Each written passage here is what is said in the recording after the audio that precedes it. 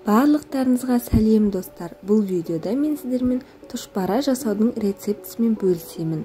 Ол үшін бізге ұн, сұйық май, су, тұз және жұмыртқа керек болады.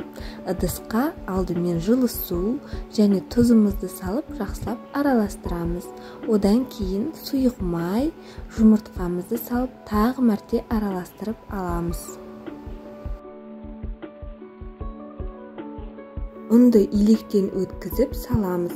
Видеода көрсетілгендей мен алдымен қасықпен, одан кейін бірақ қолдың көмегімен илейтін боламын. Қамырымызды дастарханға түсіріп, жақсылап тығыз қамыр илейтін боламыз. Қамырымыз міндетті түрде тығыз болып иленуі тиіс. Егер жұмсақ болатын болса, суға салған кезде ол былжырап, езіліп кетуі мүмкін. Сондықтан жақсылап тығыз қамыр илеп шығамыз. Енді қамырымызды ыдысқа немесе салафанға салып, бетін жауып, шамамен жарты сағатқа иін қандырып қойып қоямыз. Қамырымыздың иі қанғанша салмасын дайындайтын боламыз. Ол үшін видеода көрсетілгендей пиязымызды жақсылап ұсақтап турап аламыз.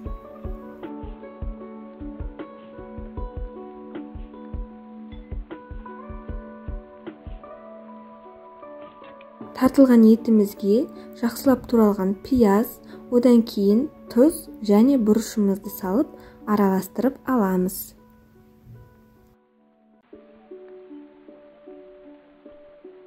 Мына жерде мен тағы да пияз салып жібердім, себебі маған аздау секілді болып көрінді. Одан кейін шамамен 2-3 үлкен қасықтай су құйып, жақсылап араластырып алдым. Қамыр жарты сағаттан аса уақыт тұрды.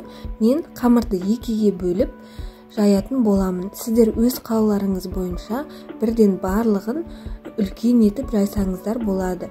Маған осылай ыңғайлы болғандықтан мен осылай екіге бөліп жайдым.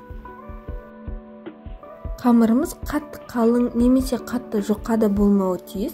Егер қатты жұқа болып кететін болса, онда қамырларыңыз жыртылып кетуі мүмкін. Сондықтан орташа қалыңдықта шамамен 1 мм болса жеткілікті. Қамырымызды жайып болғаннан кейін мен осындай форманың көмегімен кесетін боламын.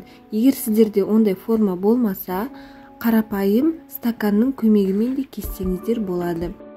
Артық қамырларды алып тастап, олардан кейін тағы да тұшпаралар түйсеңіздер болады. Видеода көрсетілгендей барлық тұшпараларымызды осылай түйетін боламыз.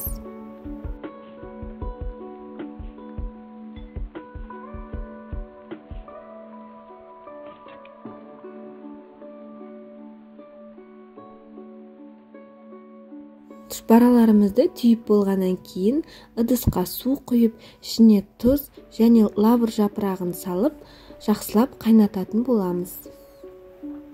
Тұшпарамыздың жартысын мен мұздатқышқа қатырып қойдым, себебі 2 адамға дайындадым.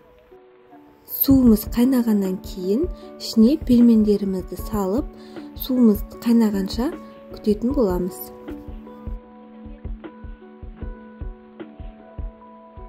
Тұшпараларымыз кастрөлдің түбіне жабысып қалмас үшін арасында араластырып тұру қажет. Өз қалауларыңыз бойынша ас көк салсаңыздар да болады. Мінекей біздің пельмендеріміз қайнады. Енді оның үстіне ас көкті салып, шамамен 5-10 минуттай қайнататын боламыз.